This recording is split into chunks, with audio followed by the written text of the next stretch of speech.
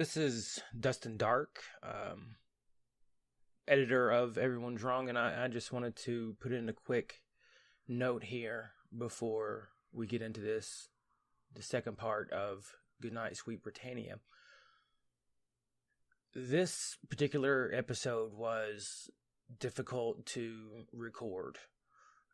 I know Ed had the unenviable task of researching the last segment about the rape gangs in the United Kingdom, the growing problem, the cover-ups, the details, the numbers of these crimes, and he brought them to us. And this show is about honesty. It's about how we really feel. I personally have a distaste for the sterile way that a lot of news is brought to us. Even the phrase Asian grooming gangs is so void of meaning that when you hear it, you don't know what it is. I tell people about the problem, and the way I tend to tell people in my life is I start with that phrase. Well, they have these Asian grooming gangs, and people look at me with a blank stare that I don't know what it is. So we wanted to take a really honest approach to this, and that's what we did. And that is why this was a particularly hard episode to edit as well. And it's taken me a long time. We recorded this on the 27th of March. And we're just now releasing it. And that's because I knew what was ahead of me. And that's why I will end this note with this recording, particularly the last segment, is probably not for the faint of heart. And it is certainly not for children. But I would say that this is information that every adult should be aware of, in my humble opinion. With no further hesitation, this is the second installment of Goodnight, Sweet Brittania.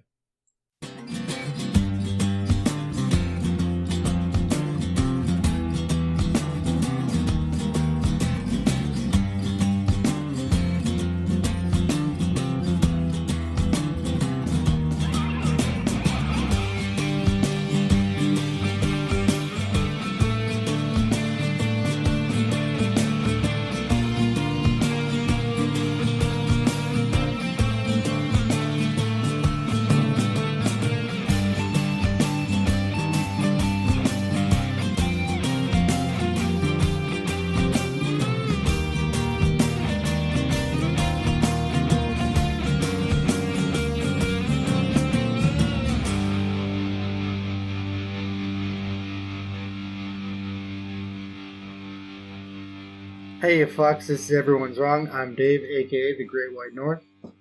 I'm Dustin Dark, a.k.a. The Cock in the Coal Mine. Fuck. And I'm Ed, the fucking Newfie. Fuck, I hate having to go after Dustin. The Cock in the Coal Mine. Oh. Yeah. You like that, don't you? Is that like a, you have syphilis, so you're warning us not to fuck that bitch?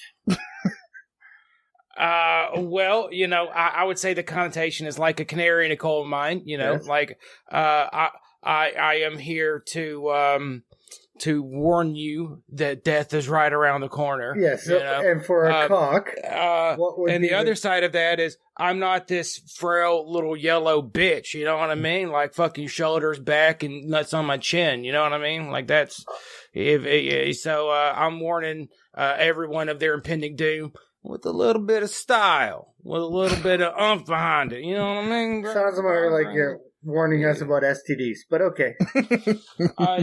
Yes. Don't pull a Worski and take your condom off halfway through. You end up with balls on your chin like I have. You guys don't even know what I'm talking about, do you? PSA. No idea. All right, that's cool. Why don't you just Google Andy Worski and condom and right wing watch? It'll be fun. Well, is it going to be him yelling at little pedophiles again? No. No, okay, so the story is he's joking around on one of his live streams, and he's talking about him and his girlfriend at the time went out and got fucking drunk and come back and they were having sex. And he had picked up like some condoms at like, a fucking gas station bathroom or whatever on the way home. And the joke he made was they must have been like Asian fit, it's like squeezing on his dick. So halfway through sex, he pulls out and he takes the condom off and then he finishes fucking her. And then afterwards she's like, you dick, you fucking took the condom off. So Right Wing Watch runs a story like, not Adam, that's the joke. Andy Worski sexually assaulted a woman by taking his condom off without permission, like Andy the rapist. So that happened. more like Andy lies about how big his penis is. I mean, like that was the joke, but like, okay, so he had been dating this chick and then they continued dating for a while. So I'm not sure she found it to be an assault. Yes. So, and like how far Right Wing Watch has followed, like, we used to use their stuff a lot in the old show, and I was always very careful because they do have a tendency of warping the truth. So I would personally just use them for clips of preachers, Mm-hmm. That is, you can get top fucking based Manning from Right Wing Watch if you go on the right week. But yeah, that's a different story. So Dave, how was your week? Yeah, same as always, man. Work, kids, caught me off guard with that fucking sweatshirt. Caught me with my fucking pants down around my ankles. No, it was good.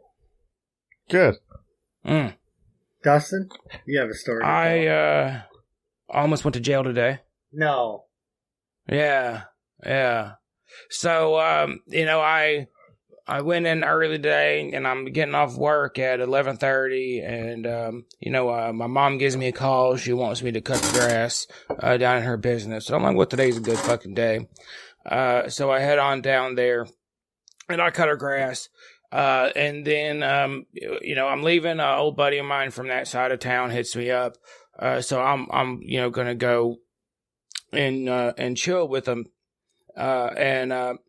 I'm having a little bit of trouble finding this place. It's over in not so nice of a part of town, so I pull over. In public. Yeah. Well, I'm trying to call him. I'm not getting through. I sit there maybe 10 minutes, waiting on him to call me back. And, the fucking police roll up on me.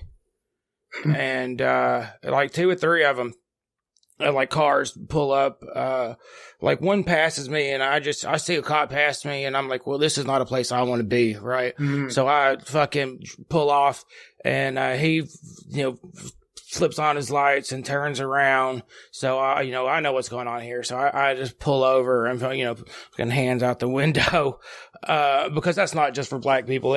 Just comply, guys. They tell me that someone called because I had been sitting there and that's a hot spot for drugs and, do I have any drugs on my car and that type of thing. And hey guys, do I have any weed in my car? Yes. Oh yeah, I have weed in my car. I'm Dustin. I have weed in my car, right? I have it in a nice airtight container and it's put, away in a fairly safe spot, because, I'm Dustin. I've been around the block a few times here. So he's asked me what I'm doing over there and I'm telling him and he's not buying my fucking story. And, he asked me to get out of the car and I asked him if I'm being detained and he says yes. So I'm like, oh, fuck, all right then. I guess I'll get out of the car. Asked me about my fucking record and all this shit. So I'm telling him like, oh yeah, I got one conviction back in 2010, and he's like, oh, this is like a fucking class 2 instead of a class 1. Usually they get you with a class 1 first. Like, they must not have liked you. What'd you do, man? Was it a lot of weed or something? And so I'm having to fucking explain all of this shit to him. And then he tells me that I have a warrant out. Funny thing, last time I got pulled over and harassed by the cops and accused of buying drugs, they told me it was like 2012, 11, something like that. It was 2011. I got pulled over and I'm still on probation for, weed that I got arrested for in 2010. And they tell me that I have a fucking warrant out then, which I'm on probation. I see a fucking probation officer every month. If I had warrants out and shit, they would arrest me. Like, I don't know why they're saying this shit. But anyway, they didn't search me. They didn't search me. He said that he would believe me this time. But if I'm selling drugs or buying drugs there, I should, not do it there on his street. And I was like, I see. So I got. If you had a warrant, wouldn't they arrest you right then and there? No, what they do is so they call my name into dispatch, and then dispatch calls their dispatch in that county and asks them if they want me, if they're willing to come pick me up from Jefferson County. And I asked him what county it was, and he said that he couldn't quite understand her, but it must be a couple counties away, or they wouldn't. They would have come pick me up. I just think it's bullshit. It sounds bullshit. So here you have federal wide warrants, a Canada wide warrant, and then they'll pick you up for that shit. But that's like hardcore offenses, and then you have like 300 kilometer radius warrants. So if you're not within that 300 kilometers, they ain't fucking with you because it's not worth their time. Well, I mentioned briefly the previous time I got pulled over. I was just driving through my hometown in my buddy's car. It's like me and The Walking Dead, my girlfriend. Fucking not far, man. I went and my buddy had a Tuscaloosa tag, and it's what looks to be a Mexican and two white kids in a car. So they just pulled us over to harass us, and we had just bought a gram of weed. The cop didn't see that. But we just bought a gram of weed, and so I rolled up that weed, like not in a blunt, just rolled up the bag in the shape of a horse pill, and I swallowed it, and then went through, got searched and everything, and then went home, and then threw the bag up into the bathtub, cleaned it, opened up the nice dry weed, and smoked it prison style, So, welcome to Everyone's Wrong, UK edition. Part 2.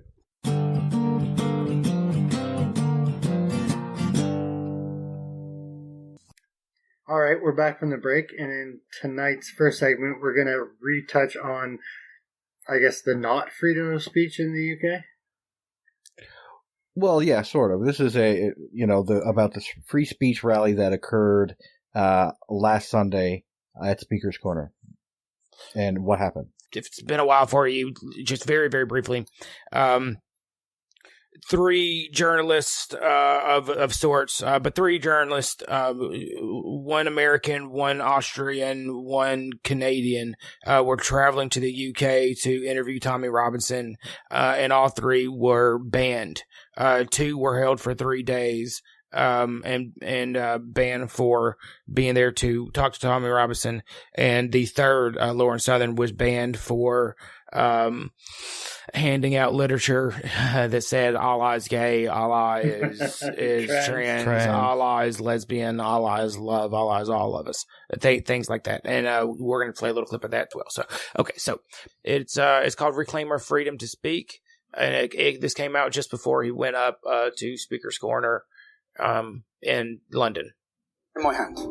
It's the reason Brittany Pettibone was held alone and scared in a cell for 3 days.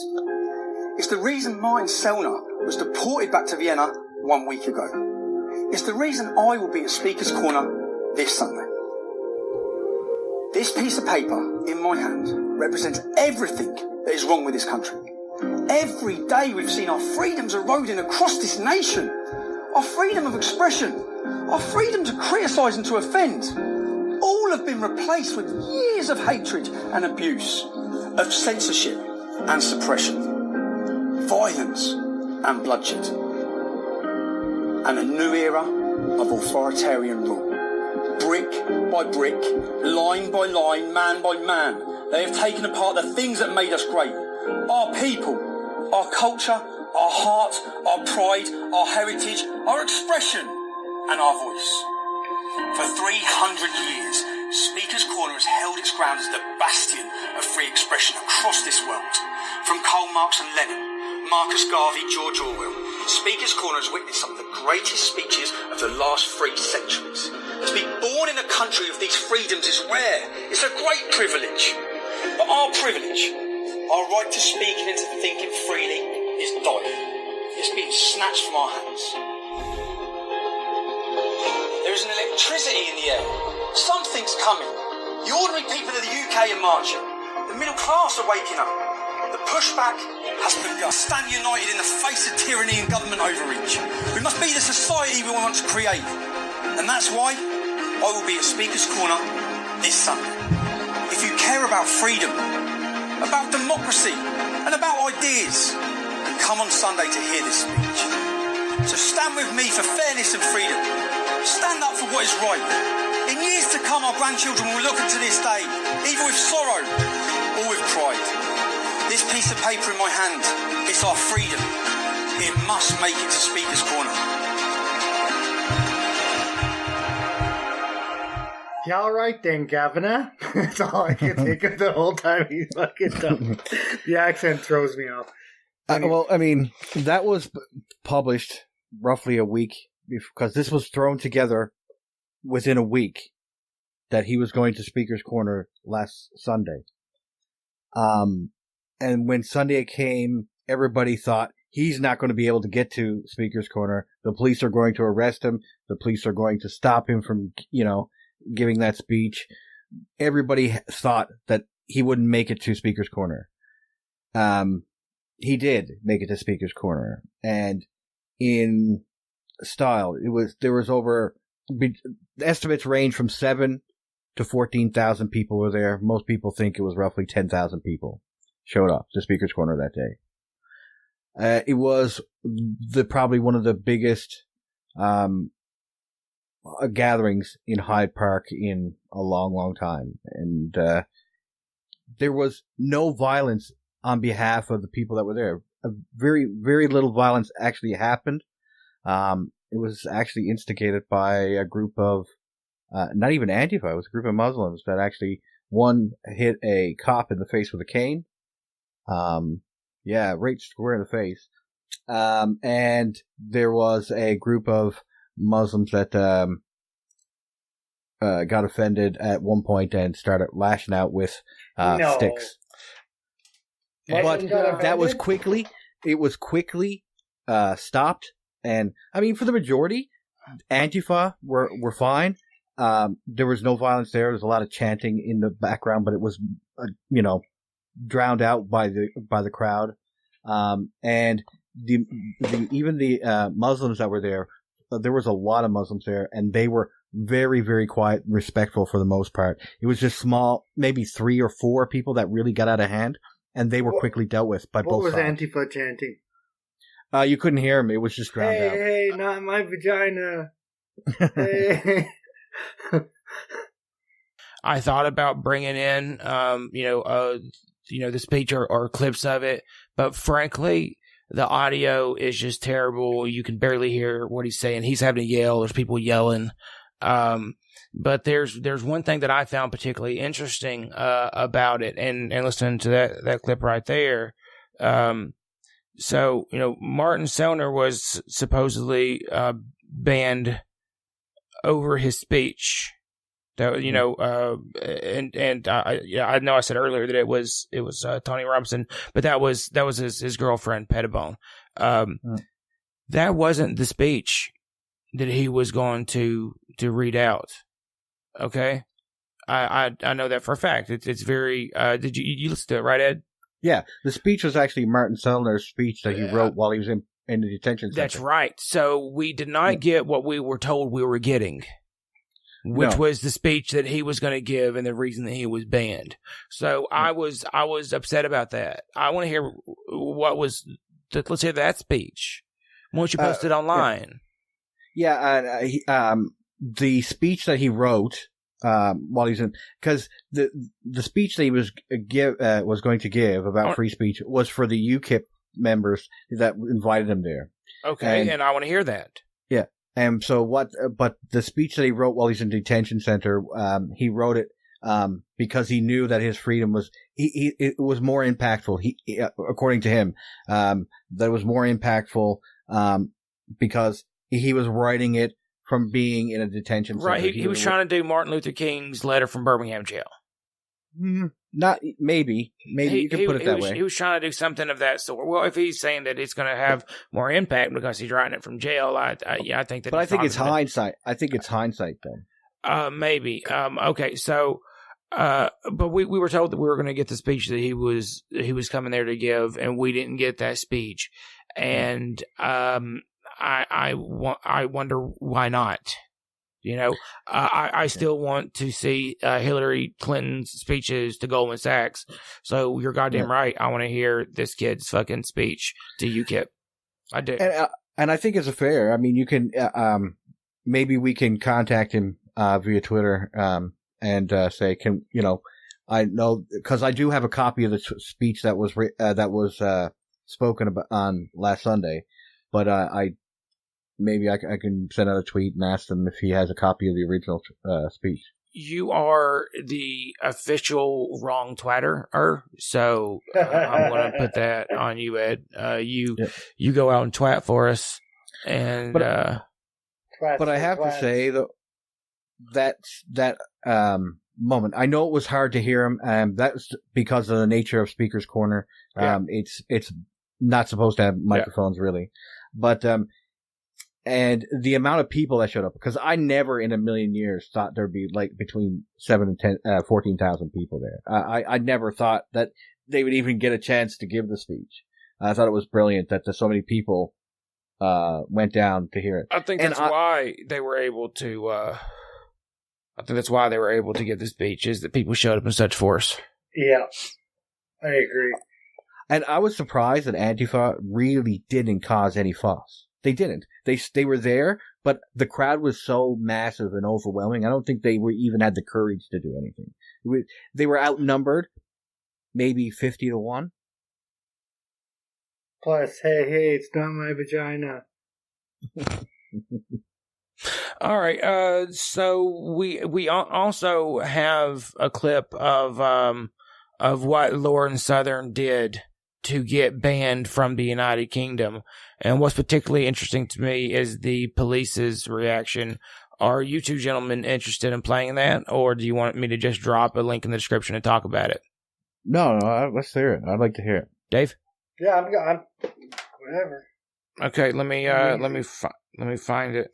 But another thing about the free speech, it did kind of instill into a spirit, I guess, just for lack of a better term, in people. Like, people were there not just to hear Tommy Robinson speak, but people that didn't even agree with Tommy Robinson on a lot of issues stood up for free speech. And I thought that was brilliant, because there was interviews with people that were there, and they said, me and Tommy, our politics are nothing in common, but this was important to be here today because freedom of speech is important for everybody. And I thought that was brilliant. That kind of reaction. I agree. So you guys want to get into it here? Yeah. Go. All right. So we're starting about halfway through, 6-minute clip. These far-right misconceptions that Islam is homophobic. I hope you enjoy it. That's very offensive. Why would it be very offensive? Why could it be? Yeah, it is offensive. Guys, you're going to need to take these.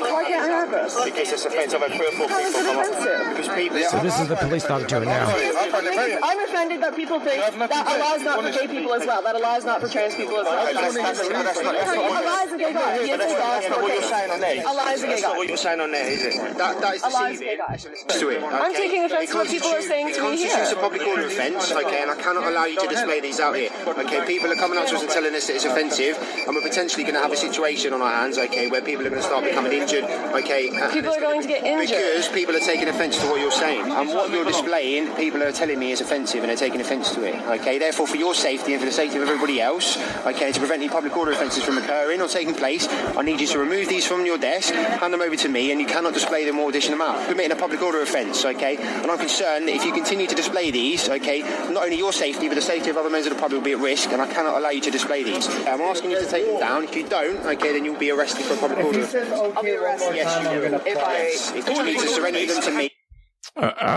Okay, that's enough of that Oh, you son of a bitch. clip. Yeah, you're welcome, Dave. So the reason I wanted to play that clip is the reason, and you know what?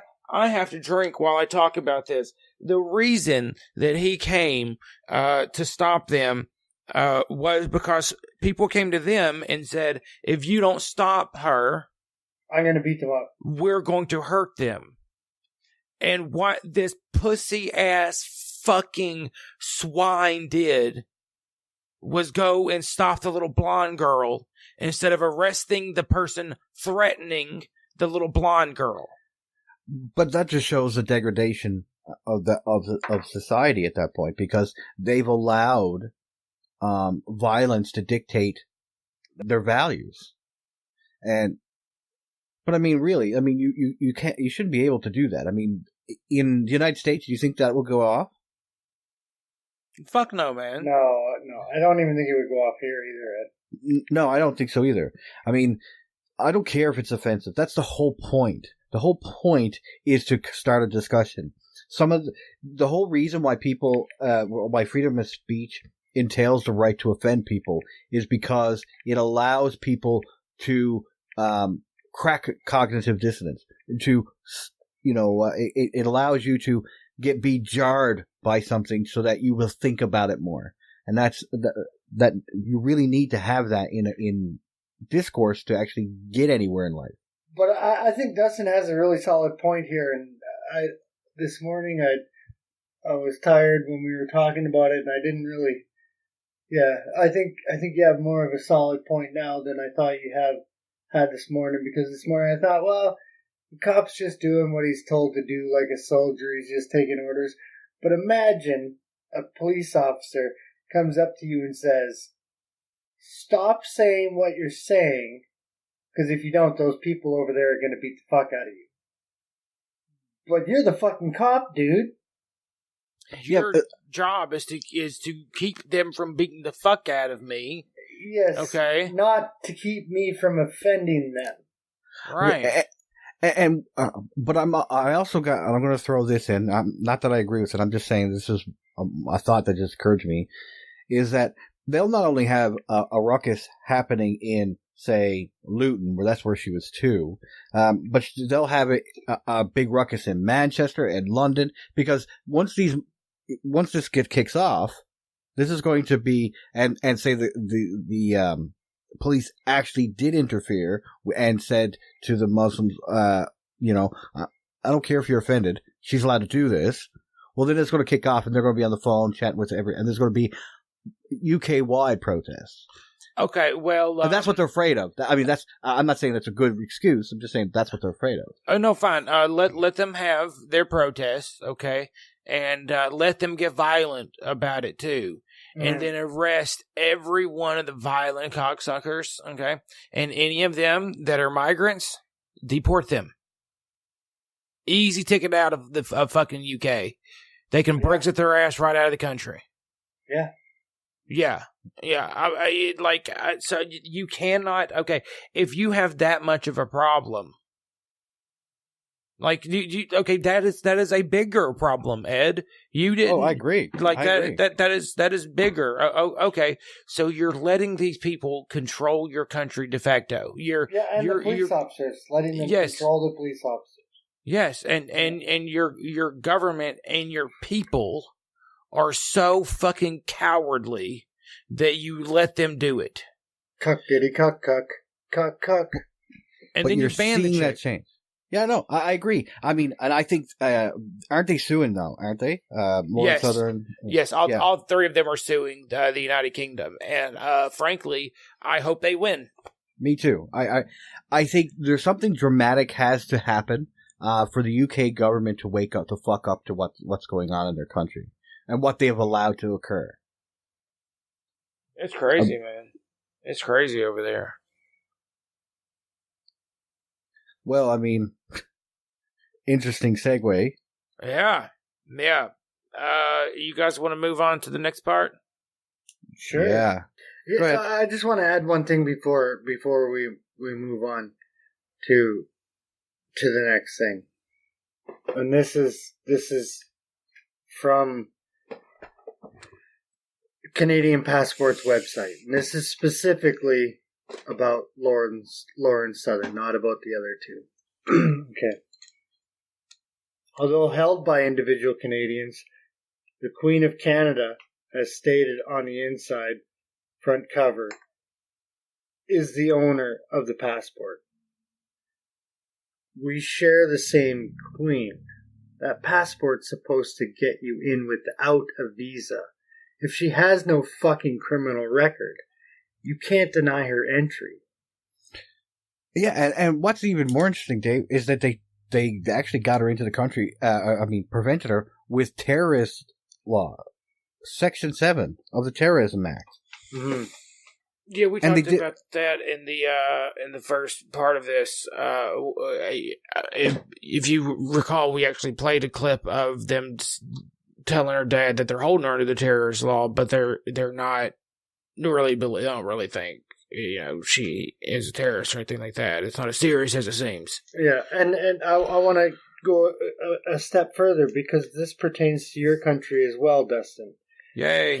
Canada is a member of the Five Nation Passport Group, an international forum of cooperation between the passport issuing authorities in Australia, New Zealand, the United States, the United Kingdom, and Canada to share best practices and discuss innovations related with the development of passport policies, products, and practices. Canada began issuing. The next part isn't relevant to what we're saying, but you're not supposed to have trouble if you don't have a criminal record entering one of those 5 fucking countries. It's supposed to be bros. It's supposed to just let you in. And really, what did she do? Nothing. There was a guy that did. There was a guy here in Canada that did something far worse, and he just got off. He was in a park. He was in a park last summer. I guess whenever Trump was running, and he was holding up signs that says Trump is right. Fuck all Mexicans and fuck the Chinese too. And the police tried the same shit that they tried with Count fucking. What is his name again? Dankula? Spankula? Yeah. Count Dankula. I know it is. I was just teasing. Lauren and the Austrian and the American, and to some rate Tommy as well, but Tommy's British, so they can't really deport him. But anyways, the judge said, society's not your safe space. Political dissent is integral to a free society. It's integral for us to be able to call Allah gay or Jesus gay or go fuck your mom. This is a very important part of a democracy. Without it, we don't really have democracy, do we? And just think about it. Every word, every time you challenge someone's ideas, every time you challenge anybody's ideas, you're offending them, especially if they're deeply held. Like if you're going to say to someone their religion is bullshit, like we do, because you're offending them. So what we have said is no, we have free speech to do that, but they also have because they should their offense should not land me in jail. you know what I mean? Of course not. And growing up, I always had a image of what a free country is of Canada, England, and the United States. I always thought, I live in a free country, they live in a free country, they live in a free country. And being that my entire family is from Britain, and I am, was brought to Canada, I want to defend it. I want to defend Britain. I want to be like it's not like it is now, but it is like it is now. And it's I guess it affects me in a different way. Not that I'm like fucking hashtag triggered because I'm Canadian now, but it's just like it bothers me, I think, a bit deeper than it bothers the average person to see what it is now. Do you know what I mean? Yeah. You have that connection by birth. Yeah, I have, and by family. I still have tons of family there.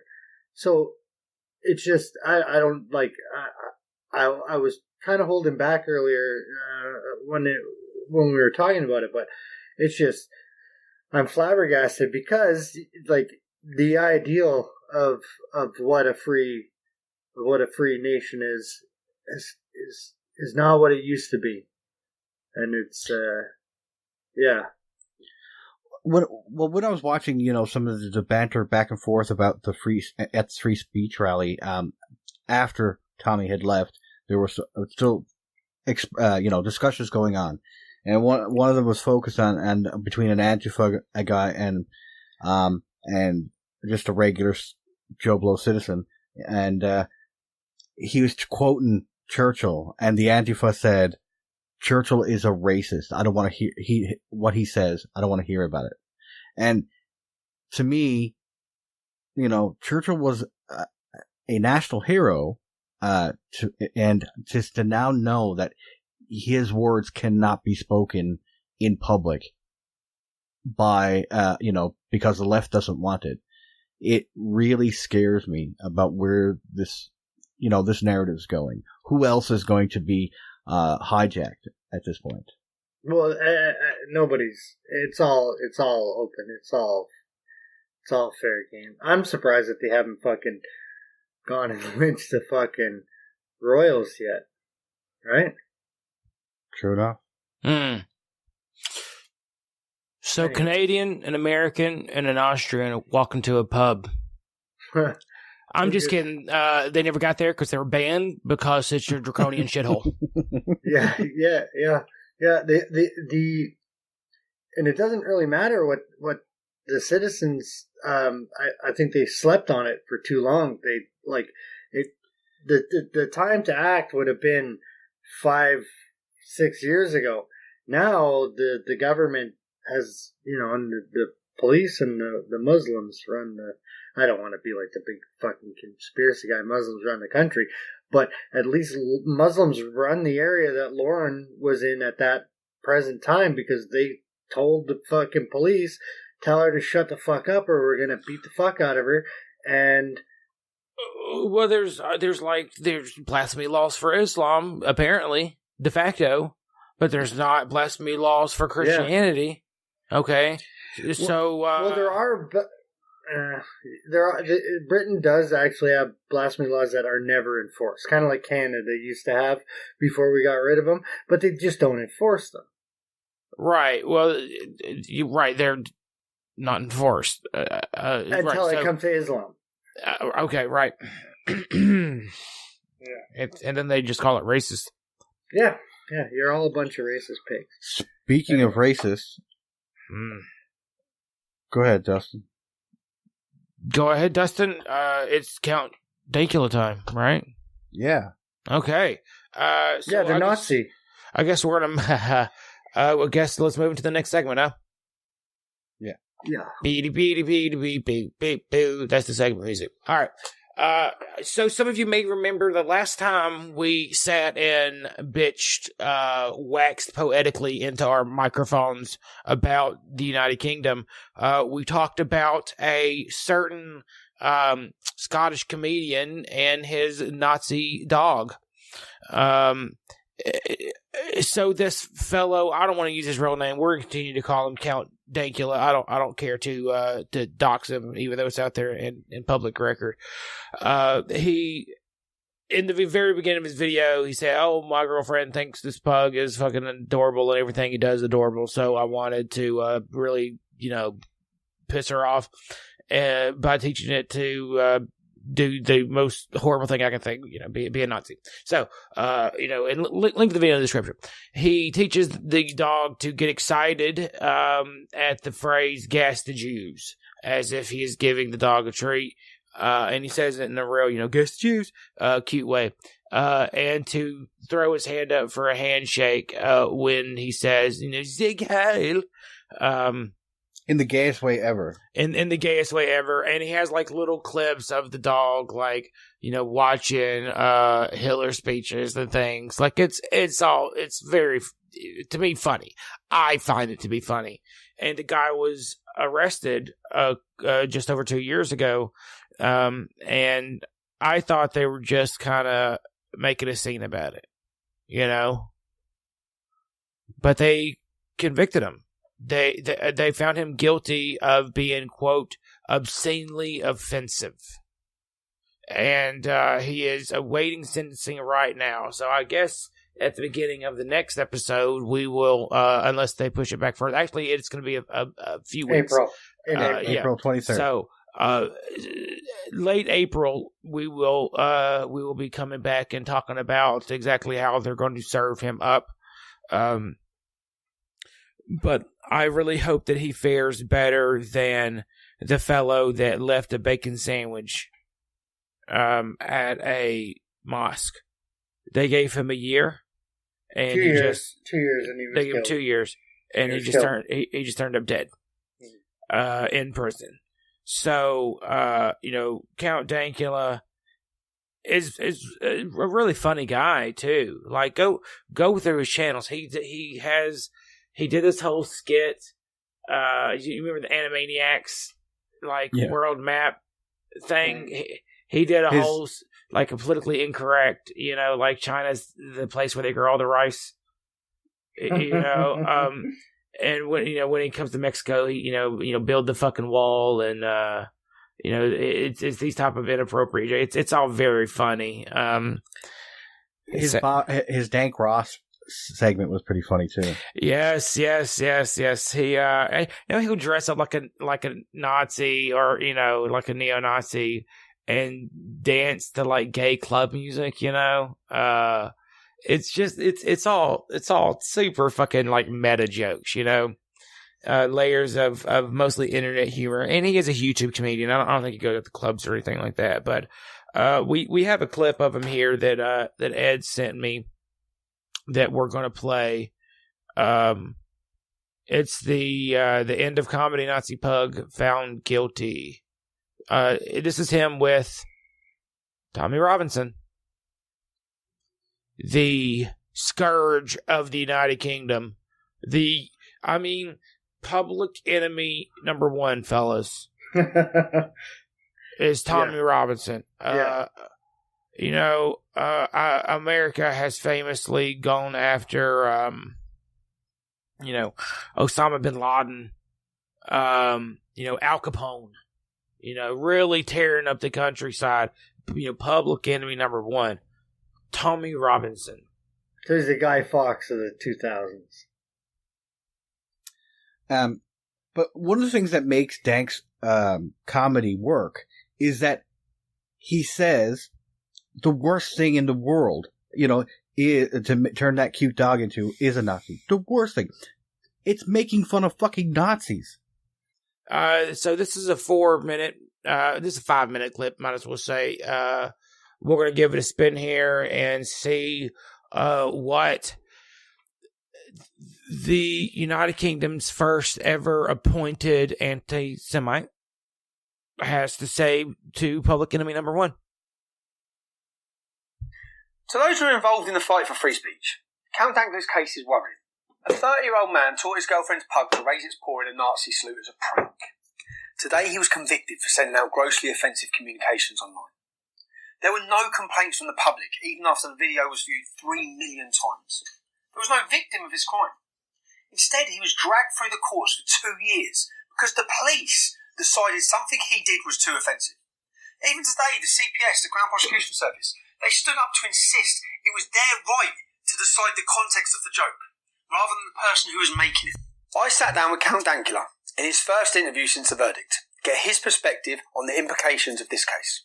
I feel just drained mentally, man. I've just even just today, man, I've had absolutely no energy. I've just been this bally scunnered, man. Right. Did you ever have thought when you was making this joke video, could you ever have imagined where this would lead? No. What sort of precedent do you think it sets now? Well, it's just, mostly the fact is, like, I know why I made the joke. You know why I made the joke. Everybody knows why I made the joke, what my intent was, and also the context that was provided. And what we've learned today is that doesn't matter. It's just, it's really scary for comedians. Like, all comedians out there need to beware now. If they make a joke, their context and intent apparently don't matter, and it's a case of, no, you don't get to decide what you mean. That is the most striking thing about this case. Because that's literally what happened today. Do you think if you had a jury, do you think 12 members of the Scottish public would have convicted you of this? No. No, never. No, not at all. See, if it takes me going to jail for a year to show everyone how ridiculous and overreaching hate speech laws are, where a YouTube comedian, just an internet shitposter like myself, can go to prison for an entire year. If that's what it would take for everyone in the country to realise, holy shit, these laws need changed. They're overreaching, they're authoritarian, they're clearly being used to control the public discourse. People are saying things that we don't like them saying, and that's what these laws are being used for. If it takes me going to prison for a year to actually get people to see that and campaign for these laws to be changed, I'm happy to do that. Was the population here about 45 million people? What roughly? I'm more than happy. I would rather I go down for a year than the whole country be silenced. Yeah, exactly. That's where this is heading. That is where it's heading. That's exactly where this is heading. I say that you're used as a scapegoat here, as an example, to instill fear into the rest of the public. Yeah. The thing is, as well, is I learned that YouTube actually defended my video. I'll need to double check that, but apparently they says, okay, then it is a tasteless joke, but the video is clearly comedic in nature. That's what they said themselves, even though they personally didn't like it. Yeah. They says it can stay up because it's not broken any rules, it's supposed to be comedy. But I've seen members of Parliament pressuring people from YouTube, take this down, why is that on there? I've seen Red Ice TV and all that get brought up, why can people access these videos? And everyone knows because it's free speech, and it seems that a lot of people at YouTube do still actually believe that, but it's government policy is kind of clamping down on them. This was clearly a joke. Maybe a distasteful one, but that doesn't even matter really. Comedians have been making off-colour jokes for decades without fear of this. I think we're good there, guys. Mm-hmm. A couple things that I find most striking is that they decided that the context of a joke does not matter. Yes. Or his context didn't matter. What he did didn't matter. They substituted his real context for what they thought his context should be. Right? So that's even worse than saying context don't matter. Yeah, in a way, I would say you're correct. God damn it, man. I think it's insane, though. What I want to see is more comedians come out. Like we have, there was a Jewish comedian. I forget his name. But you heard Ricky Gervais come out and say support. I watched Joe Rogan. Joe Rogan. Go ahead, Dave. I'm sorry. Yeah, no, I watched Joe Rogan do a thing on it. So. Yeah, me too. There needs to be more UK comedians come out about it. Jonathan Pye came in to support him. Yeah. Well, he may not be the hero you want, UK, but he's the hero you deserve. Mm-hmm. I mean, and what a brave fellow. He's making jokes online, and now he's put in a position where he has to consider. And let's be honest. Like he's when we find ourselves in tough situations, you search for meaning in your suffering, and I'm sure that's what he's doing here to a certain extent. Like if I have to go to jail so that people take this type of thing seriously, you know.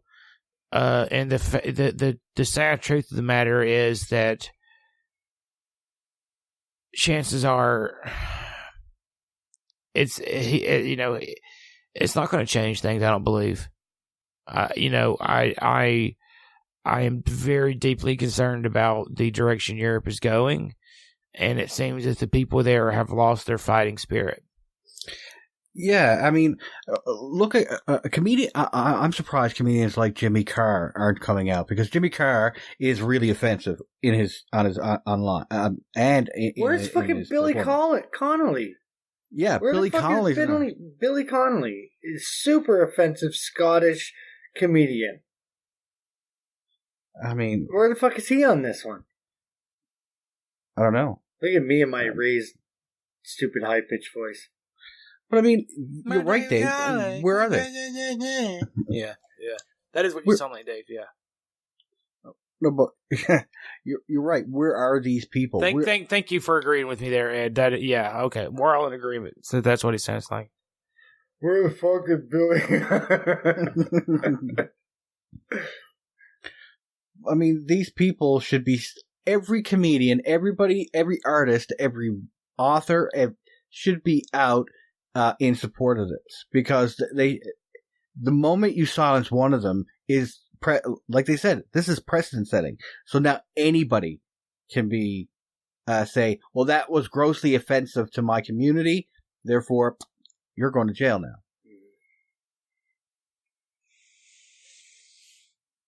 Well, I think the trick is that first you have to do Charlie Hebdo, right? And you have to get all of the world's media to cower at the idea of insulting you. And then you have to, quote unquote, peacefully migrate in mass to that country, or a number of countries. And then anytime there's the slightest offense, you shit chickens that in turn shit bricks. You know, I guess you can grab an entire continent by the scrotum. Yeah. God damn it, man. Except for Poland. Yeah. Hey, well, and I thought that I should have reworded that as soon as the words led my mouth. You can grab the entire western half of a continent by its testicles, because a lot of fucking Eastern Europe don't give a fuck. No. You say grab them by the testicles or their vagina, as it were. Yeah. You guys keep insulting this, so we're gonna have to put more sand in your vagina. Yep.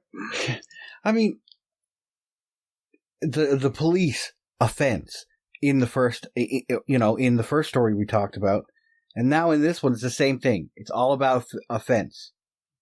Don't worry if anybody really gets hurt.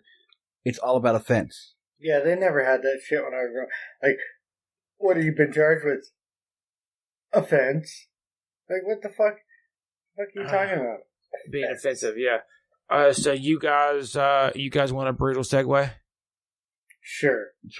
Brutal segue. Are you ready? Fire away. Okay. Speaking of inept cops and Muslims forcing their way into vaginas. Oh, son of a bitch. That was bad. All right, let's stop the audio. I see the light.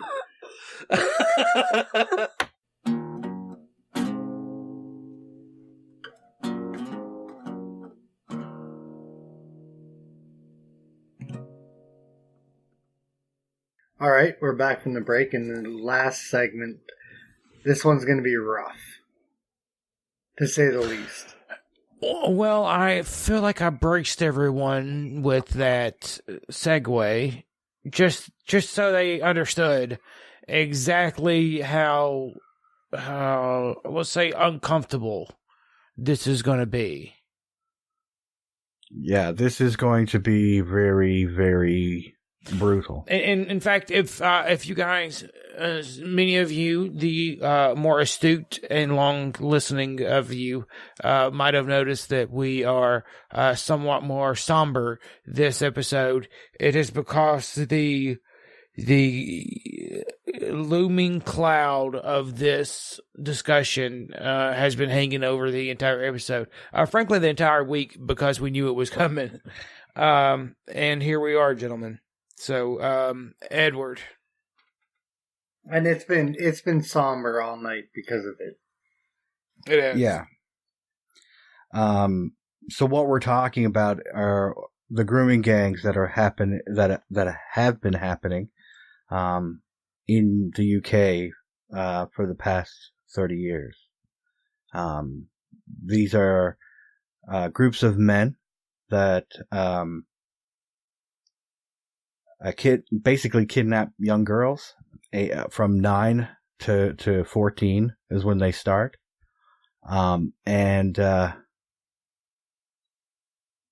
There's no way to put it bluntly or more delicately. 9 seems like a familiar age, and let me preface that with some of the numbers that I've heard. And Ed, correct me if I'm wrong. These gangs seem to be about 80% Pakistani and 100% Muslim. 85 to 90%. 85 to 90% Pakistani and 100% Muslim. Okay. Correct. What was it? Aisha, I believe, was Muhammad's youngest bride. How old was she at the beginning? She was 6 when she was married and 9 when they had sex. 9. Interesting that age came up. Yeah. It seems to be the justification for this. Mm-hmm. But we're going to play a short clip right now to start us off.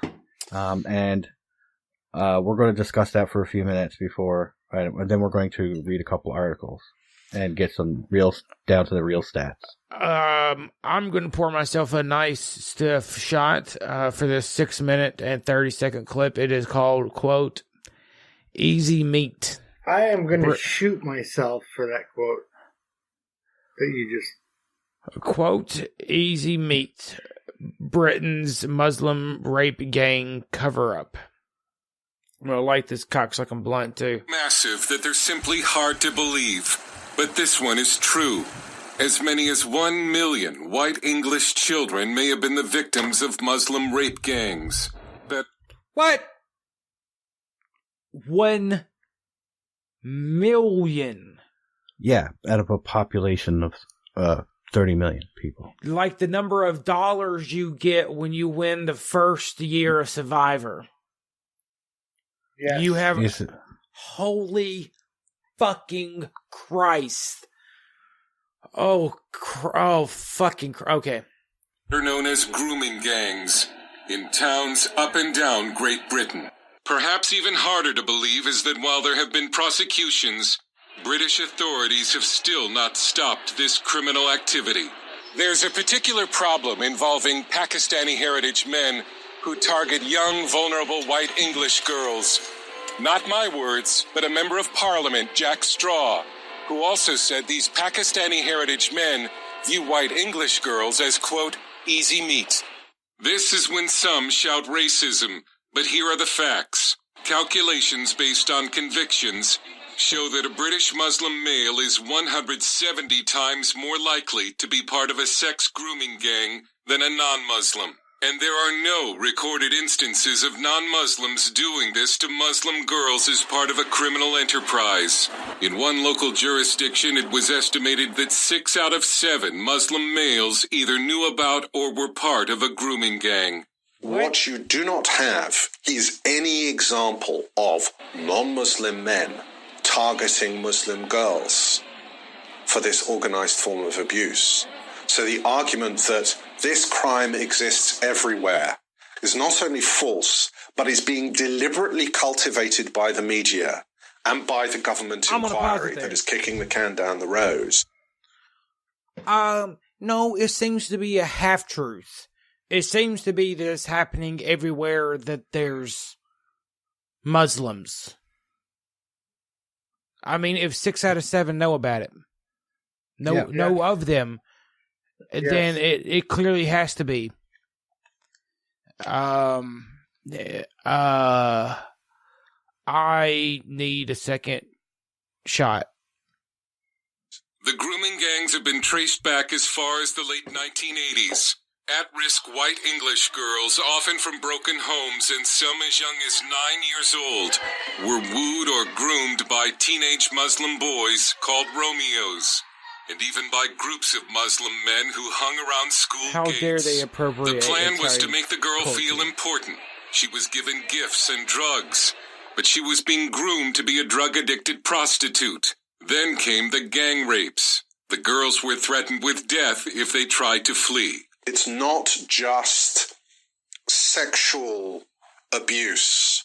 It is unspeakable levels of violence. Victims being raped with knives, victims being raped with bottles, victims having their tongue nailed to tables. These are sometimes girls who are being picked up from children's homes on a Friday, are being raped during the course of the weekend by hundreds of men, and then returned with bleeding groins back to the children's homes on a Monday morning, and they don't do anything about it at all. Christine's goddaughter was preyed on by the grooming gangs and is helping girls through the group Women Against Grooming. They pulled up by the side of her in cars. They tried to get her in the car. They were talking to her. Come on, come with us. We'll take you here. We'll take you there. Were you saying that the authorities make it sound like it's the English girl's fault? Yeah, or the parents' fault.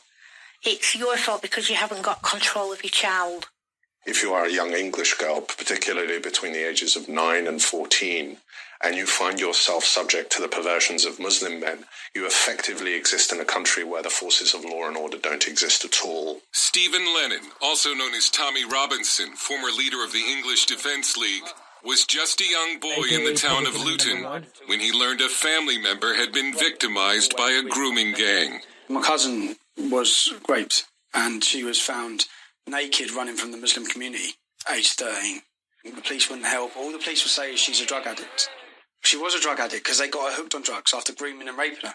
Some say grooming gangs originate from a particular region of Pakistan, but others point out that the Quran encourages Muslims to take enemy women as sex slaves, and that Muhammad had sex with a 9-year-old wife.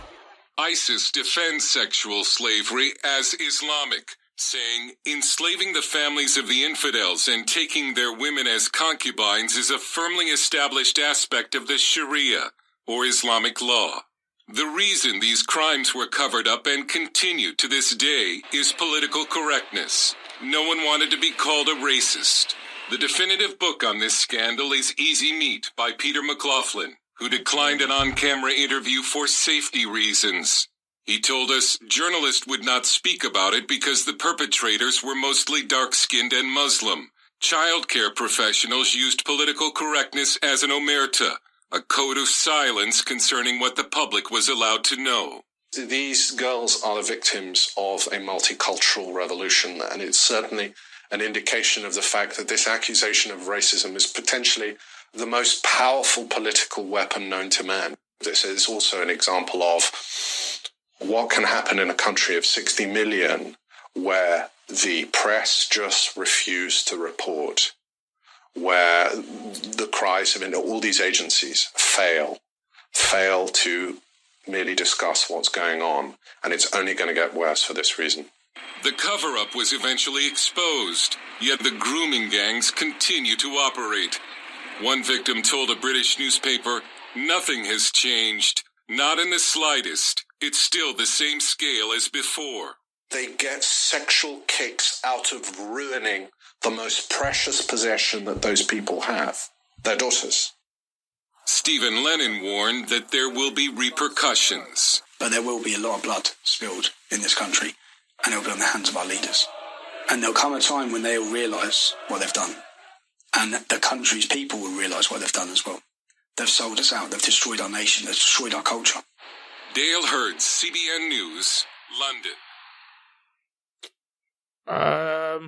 That's pronounced Londonistan. Yeah, I'm going to touch on what he said there. He's not lying when he said that blood will be spilt, because the BBC finally got around to allowing a documentary to be made on it, but it was only about 2 girls, 3 girls, okay, a British-born man got pissed, went and got a van and drove down to a mosque and said, "Here's your freedom van back, bitches. Yeah, a Welsh fellow. Yeah, Welsh, yeah. Yeah. So, what do you, Ed? I'm choked up because I've read all the reports, and there was an incident in Rotherham. I'll just take Rotherham for instance.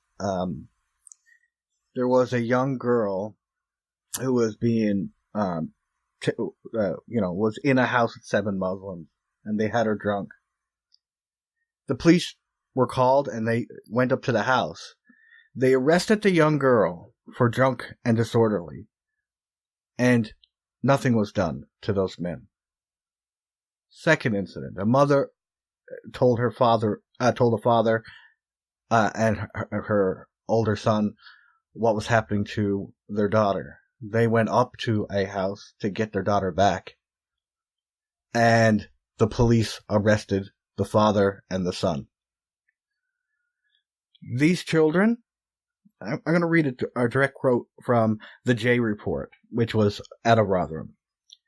Children had been doused with petrol or gasoline and threatened with being set on fire, threatened with guns, made witness to brutally violent rapes, and threatened that they would be next if they told anyone. This happens on a scale that's unbelievable. I mean, I've gone through the reports, and here's just 23 places that these fucking monsters have hit already. Newcastle, Rochdale, Rotherham, Oxford, Telford, Aylesbury, Bristol, Colchester, Coventry, Dewsbury, Yeovil, Manchester, Halifax, Littlehampton, Cayley, Oldham, Leeds, Luton, Blackpool, Cardiff, Birmingham, Sheffield, and Norfolk. That's where I stopped. Now, in the report, it said 60 million, the population of 60 million. I said 30 million. It said 30 million. Did it not?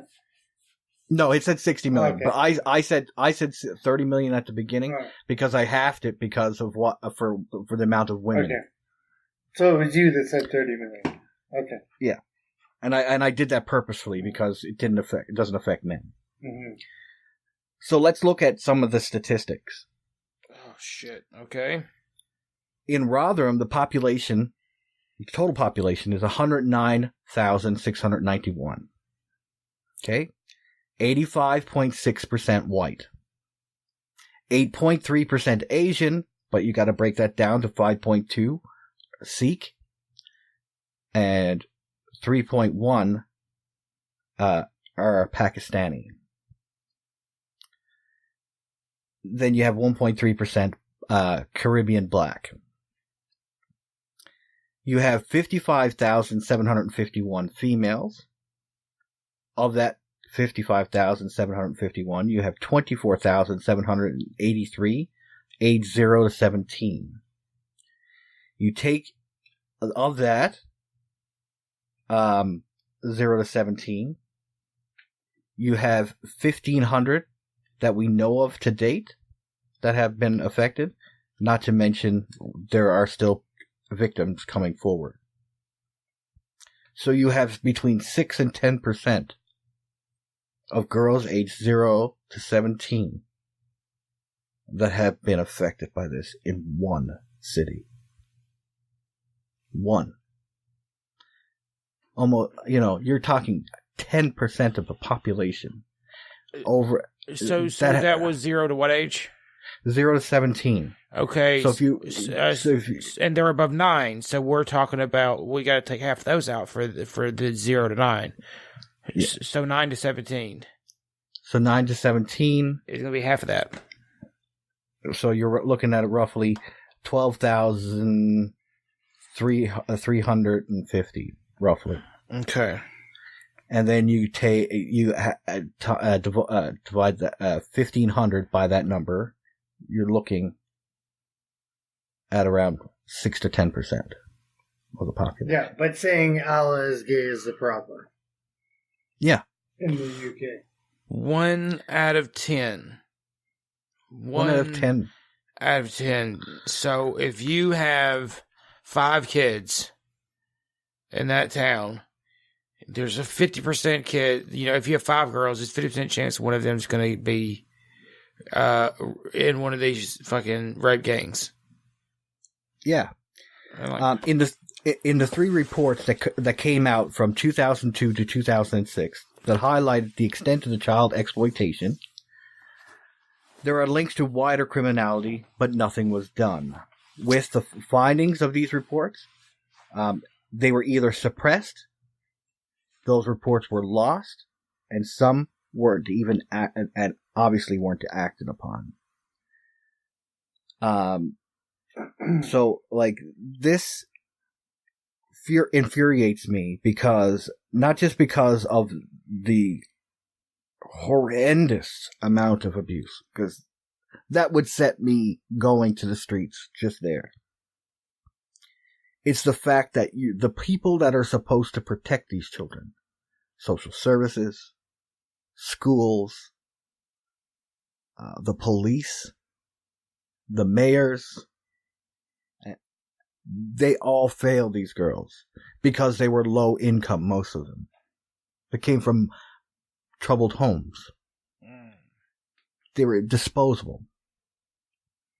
And I think it's worse than that, Ed. I think it's because they don't want to be called racist.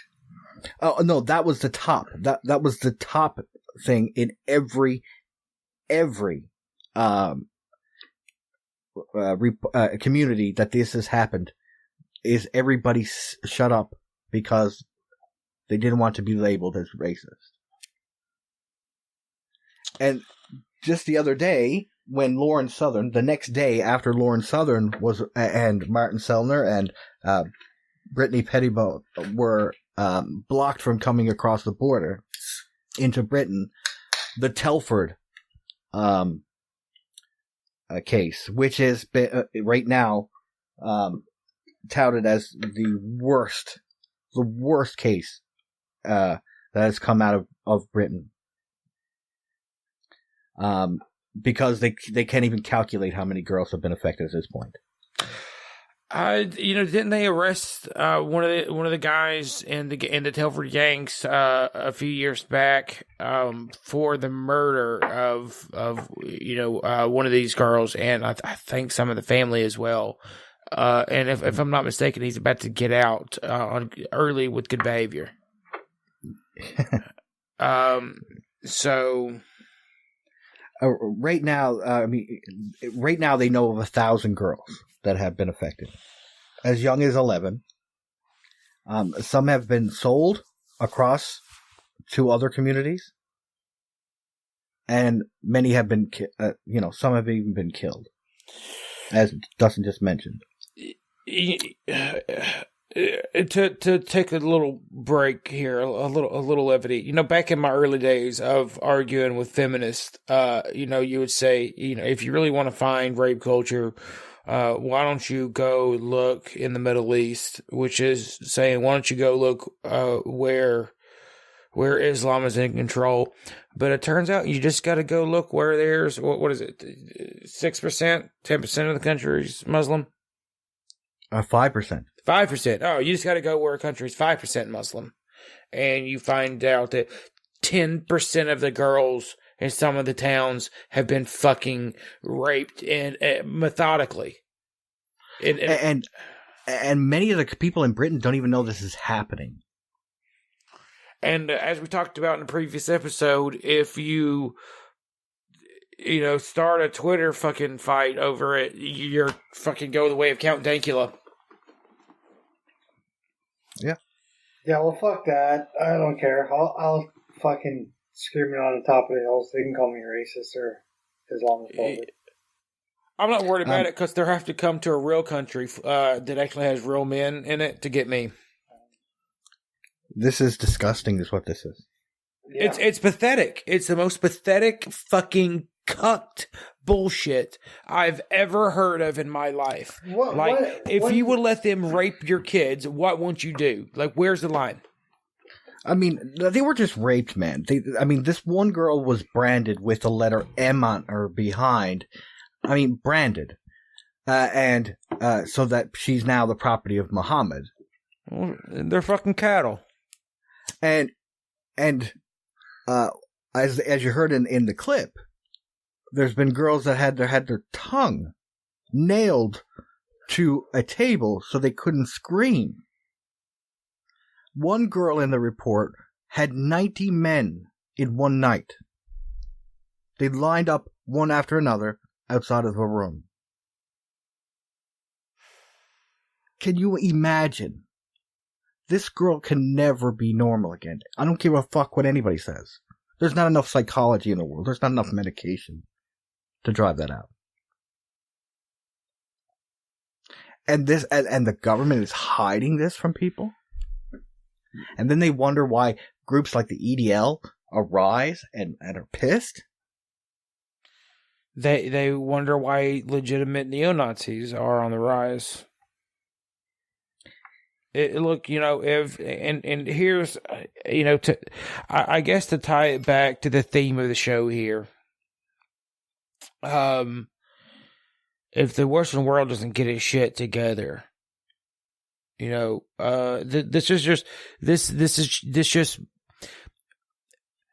prepares the garden for the seeds of extremism on both sides. Mm-hmm. Mm-hmm. This just begs for a genocide. Yeah. I mean, just look at the Telford case so far. I'll give you the numbers for Telford, because Telford is even more extreme. It has a population of 169,400. Girls from between 9 and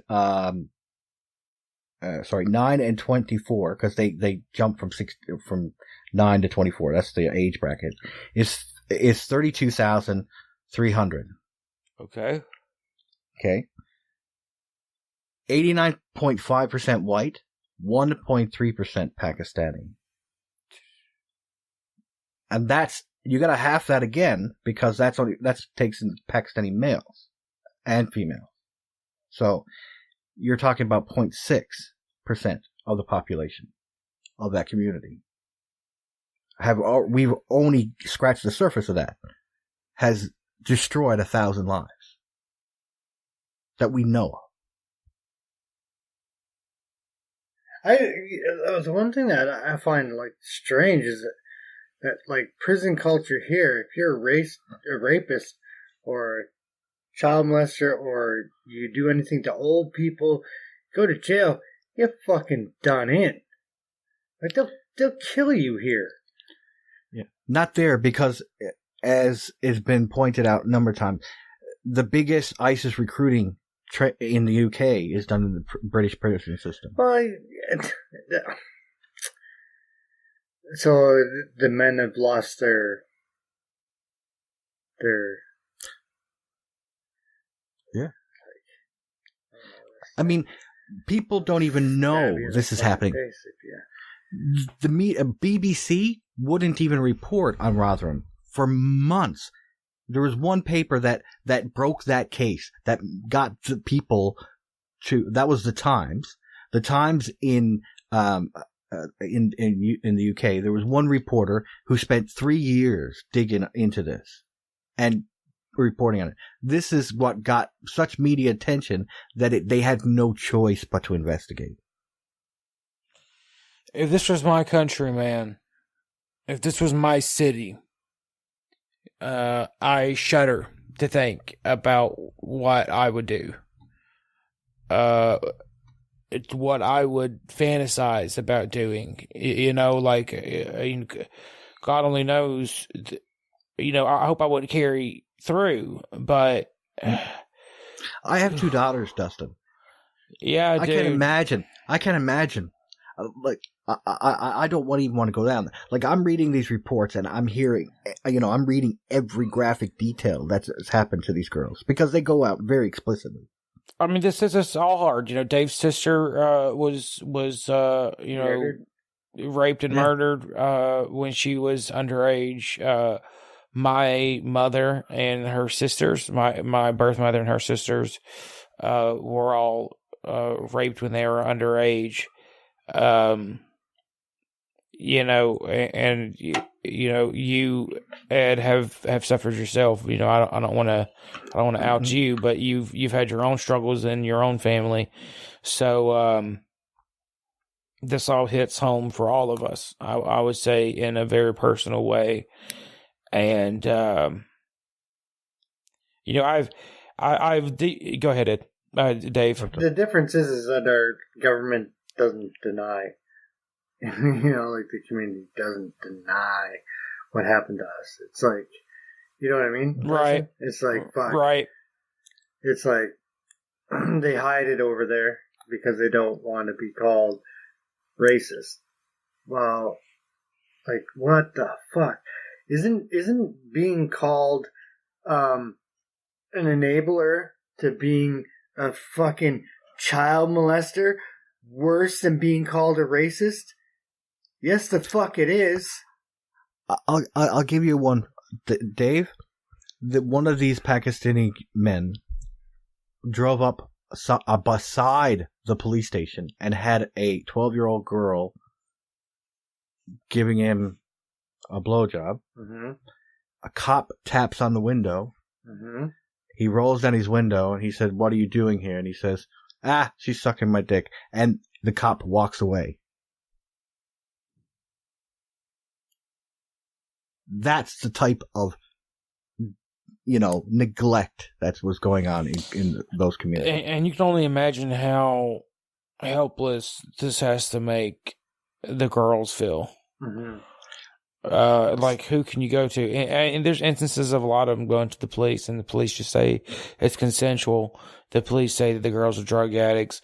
The police say that the girls are prostitutes. Here, they would arrest the fucking Johns. Mm-hmm. Here, they would take those girls into protective custody, take her away from the fucking parents if they can't stop her from being fucking molested. But I'll tell you what, man, we would drool about fucking busting in a fucking kid, you know, grooming gang. Are you kidding me? I mean, this is. I'll before I say what I'm going to say, I want you to read the article, Dustin, that I sent you. Embrace yourself. All right. This is from the independent.com.uk or .co.uk. And it is, as a Rotherham grooming gang survivor, I want people to know about the religious extremism which inspired my abusers. Subtitle: Grooming gangs are not like pedophile rings. Instead, they operate almost exactly like terrorist networks with all the same strategies. I'm a Rotherham grooming gang survivor. I call myself a survivor because I'm still alive. I'm part of the UK's largest ever child sex abuse investigation. As a teenager, I was taken to various houses and flats above takeaways in the north of England to be beaten, tortured, and raped over 100 times. I was called a white slag and a white cunt as they beat me. They made it clear that because I was a non-Muslim and not a virgin, and because I didn't dress modestly, that they believed I deserved to be punished. They said I had to obey or be beaten. Fear of being killed and threats to my parents' lives made it impossible for me to escape for about a year. The police didn't help me. As I write this, it has been widely reported that a letter has been sent to Muslim groups around the country declaring a national, quote, Punish a Muslim Day. Elsewhere, the leaders of Britain First have been found guilty of religious aggravated harassment. In mainland Europe, conflicts surrounding immigrants and refugees have been fueled by stories of women being raped by migrants. People have been calling for violent attacks against any Muslims and have declared war on Islam. Islamophobic online hate and personal attacks occur every day. Why is this talking about Islam? Like, hate against Islam? Because there's a thing called Stockholm Syndrome.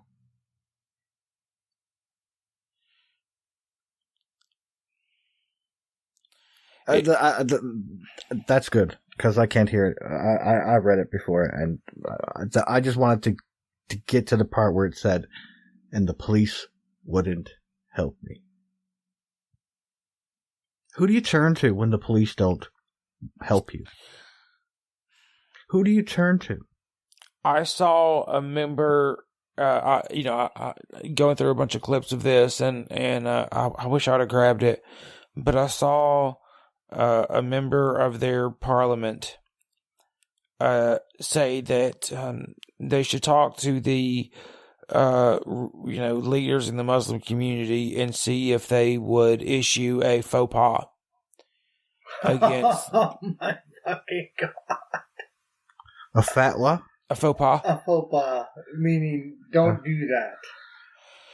Well, Dave, throw them the fuck out of the country. Well, Dave, they booed him. They what? They booed him. And then another member of parliament stood up and said that this has nothing to do with religion, and that most Muslims have nothing to do with this. Now, if you have a town that is 1% of the population is fucking Muslim, and they've raped 10% of the fucking girls, and let's be fair. Let me. There weren't just Pakistani Muslims. Remember, I quoted 90%. Are the ones convicted. We do have 10% that were white. And in fact, there was white two Muslim. women. White Muslim. No, white English people that were helping them do this. And I mean, there were two people that ran quote unquote orphanages. Okay. Single child orphanage, whatever that is. That received $250,000 from the government to house this child per annually. Mm-hmm. And they would pimp them out to these Muslim grooming gangs. Stop.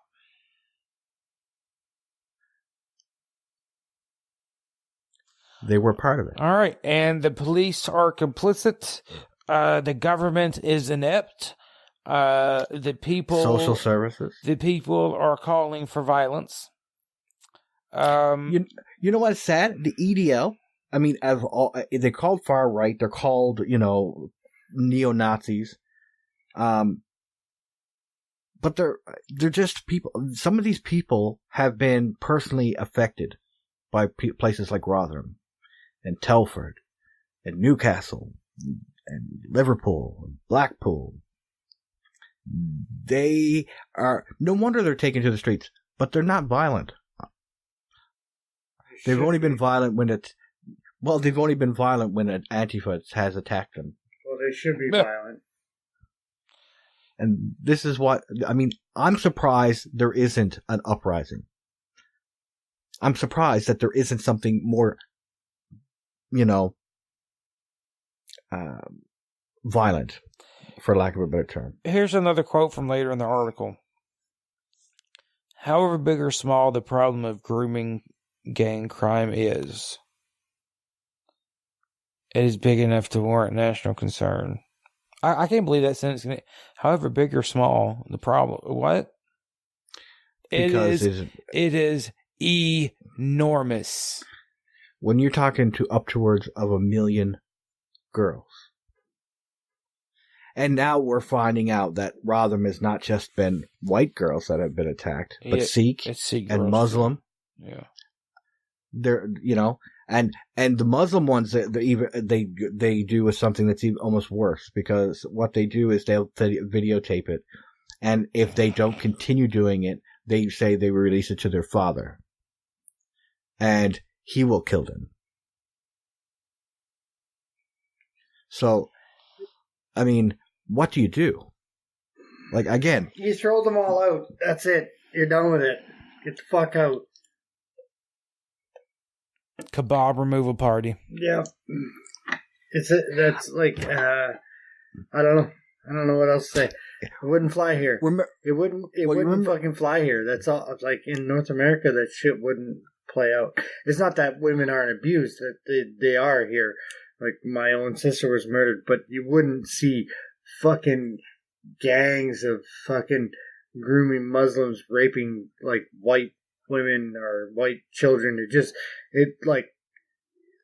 There'd be, I don't want to say it, but there would be lynchings. Oh, okay. Lynchings. If the police here did nothing, okay, the second time you bring home some fucking redneck's daughter with a bleeding vagina, okay, your car is gonna be shot the fuck up. Okay, they're gonna learn quick. It doesn't fucking fly here. Okay, we don't need the police to save us. I mean, and here's the thing: none of us. Let's be very clear. None of us here are calling for violence. No. Okay. I'm just surprised that it's not happened. Dave, stop making that face. Other than the one, I'm not calling for. Dave, for legal reasons, none of us here are calling for violence. I'm not calling for violence. Okay, and not just that. I want the police I want these police charged. I want these police to go to prison. Me too. Now, Ed, were you ever able to substantiate the police claims that they were told to shut up about it? Yes. It's in the reports. You have to read the Rotherham report itself. There was whistleblowers that were threatened with that they would lose their jobs. That there was people that were intimidated, ignored. There's been numerous attempts to get this story out, to get this to stop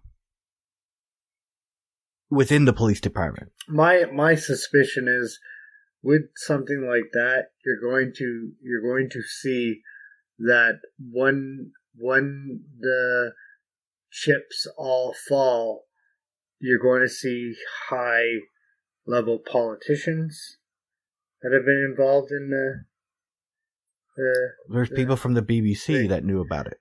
But I'm saying that are going to be involved with the raping. That's the reason why they're told to shut up, is because it's going to be police chiefs, fire chiefs, politicians. You will see this. And these men that are doing this, they're not young. They're not like 18, 19. No. They're 30, 40, 50 years old. They're families too. Like, a son is like the Romeo character who seduces the girl, buys her gifts, gets her comfortable, and then brings her, say, "Now we're going to a party tonight," and it'd be his father, his brother, his uncle that are there. Yeah.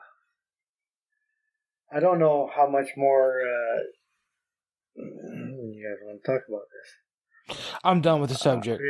Yeah.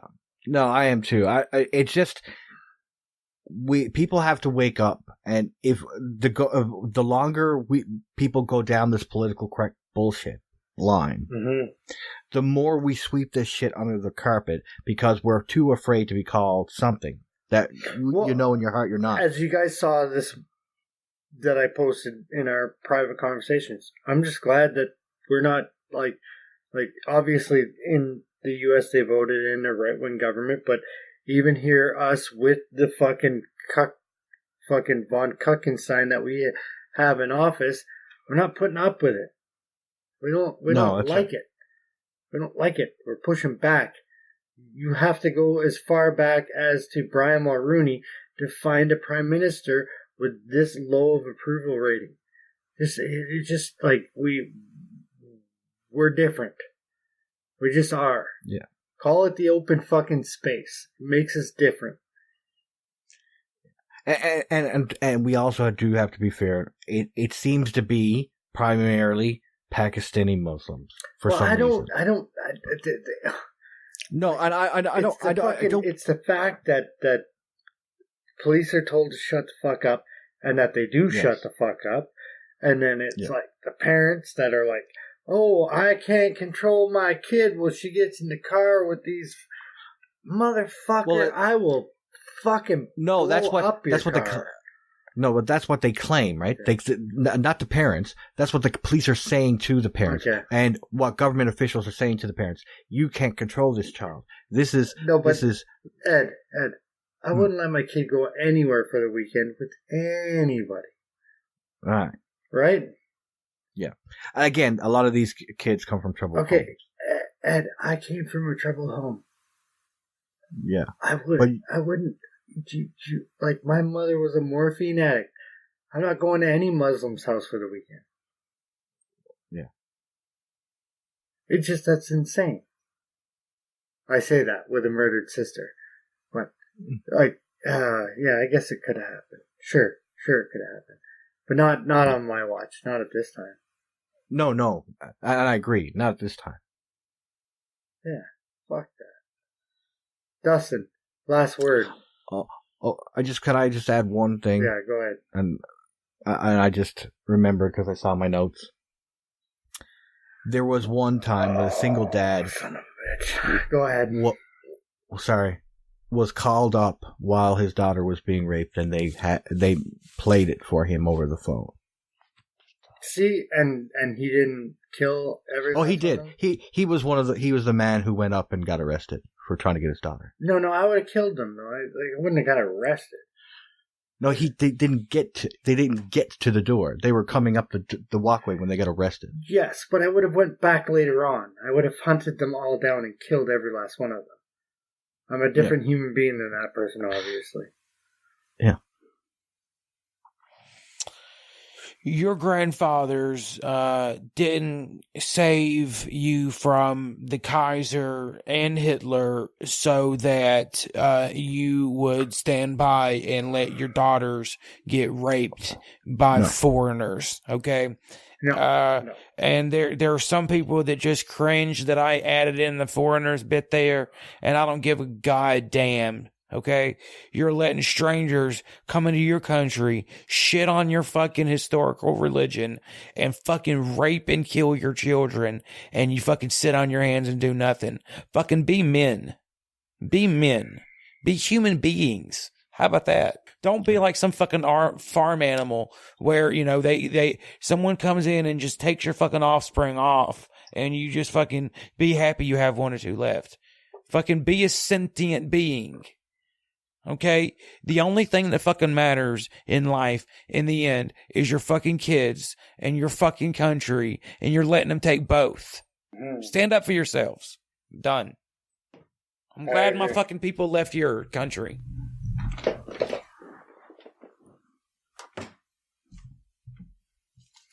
I agree. There is no country. There is no fucking country. It's just a fucking island now. All right, guys. Somebody else make me feel better. There's nothing to feel better over, man. This is like, I don't understand how this isn't front fucking page. Like, are you telling me right now that if there was a Christian fucking white fucking grooming gangs that were fucking patrolling an entire fucking country? It'd be no different. Look, it being a foreign religion and foreign men doing it is just the cherry on the sundae. Okay? You still have a shit rape murder Sunday, but the cherry on top of it's not even your own fucking people. No, I think that if it was Christians and they were white, it would be all over the news. Oh, you kidding That's me? what I'm There'd saying. be lynchings. There'd be fucking houses burning down. There'd be bombings. Find me a CNN article on this. Listen, before it, like this guy from the Times was 3 years, every week pumping out another article. In the J report and in the Weir report, you find that high-level people in the BBC knew this was going on and did nothing. Not one article, not one news broadcast, nothing. And when Telford came out, they didn't publish it for an extra 2 days after everybody else did. So basically what you're trying to say to me right now is that all the good men in the UK either died in the war immigrated to North America. Yeah, there's a few good men still left. You're stealing my line from post show last week. That's what it seems like, doesn't it, Dave? It does. I mean, you joked earlier about Tommy Robinson being like public enemy number one. He fucking is. No, he wasn't joking. That was dead serious. Yeah, he is. But this is the reason why, because he brings this shit up all the time. He keeps pumping it out. He says, this is what media won't tell you. Here's the reports. I will show you what they're not telling you. That's so back-asswards, man. Yeah. Because he's like a fucking scouser. He's not even, like... Yeah. Jesus. He's a hooligan. Yeah. From Luton. Yeah. That's going after the symptom, not the fucking disease. But, okay, look. Guys, we've been talking about this for an hour. Yeah, I'm done. Now. I'm done. Which is an hour more than apparently half the Brits are willing to put into it. More than half. Pretty much fuck in hell, dude. So, my last statement is, I don't want anybody fucking saying a word to me when I start going after Muslims on Twitter. I'm going to blast those fuckers every day of the week I can. Well, Ed, you certainly don't need to... You don't need to blame the whole for the fucking actions of the minority, blah, blah, blah, blah, blah, blah, blah. Sorry. No, it's harder. It's harder to make that argument every fucking day, isn't it? It is. Sure. I'm fucking... I'm done. I'm emotionally drained from this conversation. Me done. too. I'm you know what, guys? I'm hitting the stop button on this. Yeah. Done. I'm stopped.